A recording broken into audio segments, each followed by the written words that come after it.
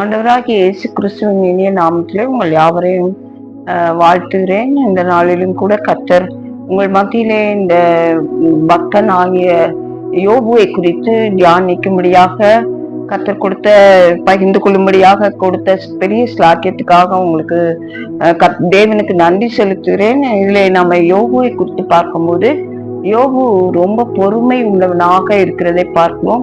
யோபு இடத்திலே மன்னிக்கிற சுபாவங்கள் இருந்ததை பார்க்கிறோம்.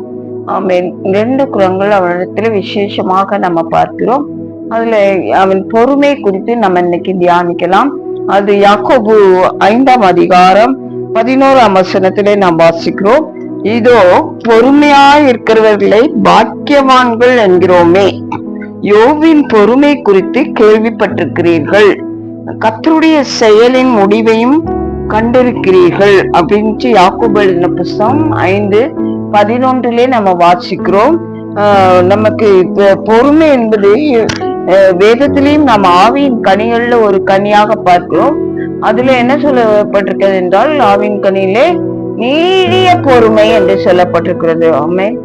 அந்த நீடிய பொறுமையா, ஆவியின் கனிகள்ல நீடிய பொறுமையாகி அந்த நீடிய பொறுமை யோபுவினிடத்திலே இருக்கிறதை நம்ம பார்க்கிறோம். யோபு என்ற பக்தனிடத்திலே அந்த நீடிய பொறுமை இருக்கிறதை பார்க்கிறோம். யோபு தன்னுடைய நண்பர்களெல்லாம் அவனை வந்து முன்னாலே உட்கார்ந்து அவனை குறை சொல்லி குறை கூறி ரொம்ப கிரிட்டிசைஸ் பண்ணும் போது யோபு வந்து என்ன செய்யறான், ரொம்ப பொறுமை உள்ளவனாக இருக்கிறான்.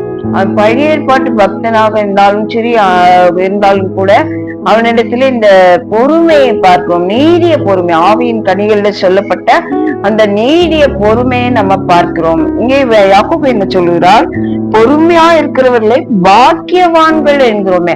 அப்ப பொறுமையா இருக்கிறவங்க வந்து ஆசீர்வாதத்தை பெற்றுக்கொள்வார்கள், சுதந்திரித்துக் கொள்வார்கள். நம்முடைய வாழ்க்கையிலும் ஆசீர்வாதத்தை நம்ம சுதந்திரித்துக் கொள்வதற்கு இந்த பொறுமை, இந்த ஆவின் கனியாகிய நீடிய பொறுமை நமக்கு உதவியாக இருக்கிறது. ஆமென்.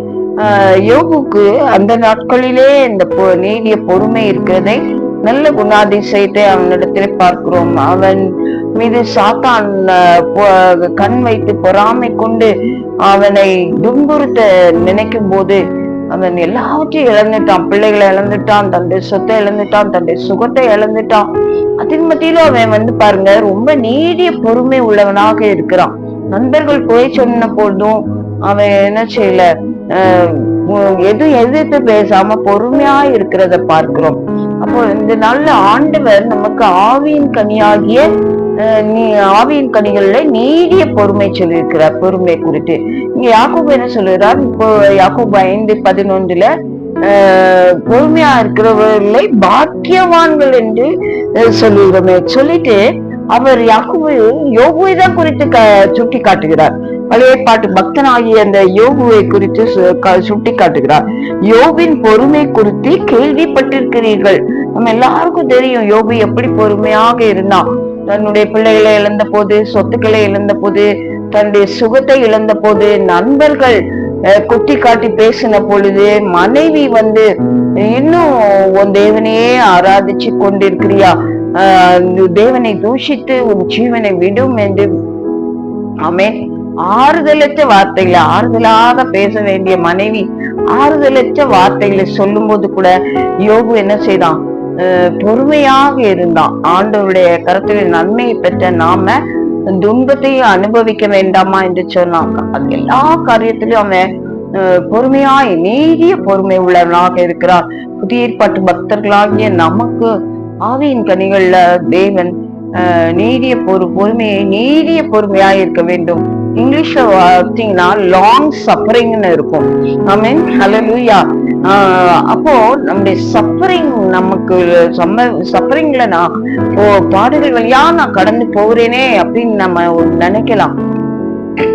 கர்த்தர் வார்த்தை என்ன சொல்லு, ஆங்கிலத்திலே நம்ம பார்க்கிறது போல லாங் சஃபரிங். ஆமென். அந்த சஃபரிங் வரும்போதுதான் நம்ம பொறுமை டெஸ்ட் பண்ணப்படுது. அருமையான தேவனுடைய பிள்ளைகளே, நம்ம எந்த அளவுக்கு பொறுமையா இருக்கிறோம், அமைதலா இருக்கிறோமா, கடினமான வார்த்தைகளை மற்றவர்கள் நம்மை குறித்து கடினமான வார்த்தைகளை மற்றவர்கள் பேசும்போது, நம்மை குறித்து அவதூறாக பேசும்போது, நம்மளை இழிவாக நடத்தும் போது நம்ம அமைதலா பொறுமையா இருக்கிறோமா என்பதை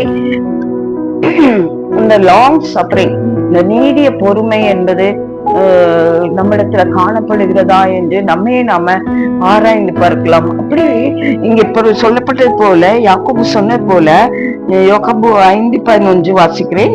இதோ பொறுமையா இருக்கிறவர்களே பாக்கியவான்கள் என்கிறோமே. பாக்கியவான்கள்னா ஆசீர்வதிக்கப்பட்டவர்கள். அப்போ அதை தொடர்ந்து சொல்லுகிறார், யோபின் பொறுமை குறித்து கேள்விப்பட்டிருக்கிறீர்கள். ஆமென். கர்த்தருடைய செயலின் முடிவையும் கண்டிருக்கிறீர்கள். யோபு அப்படின்னு உன்ன பொறுமையா நீடி பொறுமையா இருந்தனால கர்த்தர் அவனுக்கு அவனுடைய சிறையிருப்பை நீக்குகிறார். அவனை இரட்டிப்பான ஆசீர்வாதங்களால் ஆசீர்வதிக்கிறதை நம்ம பார்க்கிறோம். நம்முடைய வாழ்க்கையில கூட இந்த நீடிய பொறுமை நமக்கு ரொம்ப அவசியமாக இருக்கிறது. ஆமென். கர்த்தர் நம்ம அப்படி அமைதலாக நீடிய பொறுமையோடு சூழ்நிலைகளை கடந்து, கடினமான சூழ்நிலைகளை கடந்து போகும்போது நீடிய பொறுமையோடு அமைதலாக சகிக்கும் போது கர்த்தர் நம்மளை ஆசீர்வதிக்க விரும்புகிறார். ஆமென். யோபை போல கர்த்தர் நமக்கு ரெட்டிப்பான ஆசீர்வாதம், யோபை போல ரெட்டிப்பான ஆசீர்வாதம் வேணும்னு நம்ம விரும்புறோம், ஆசைப்படுகிறோம்.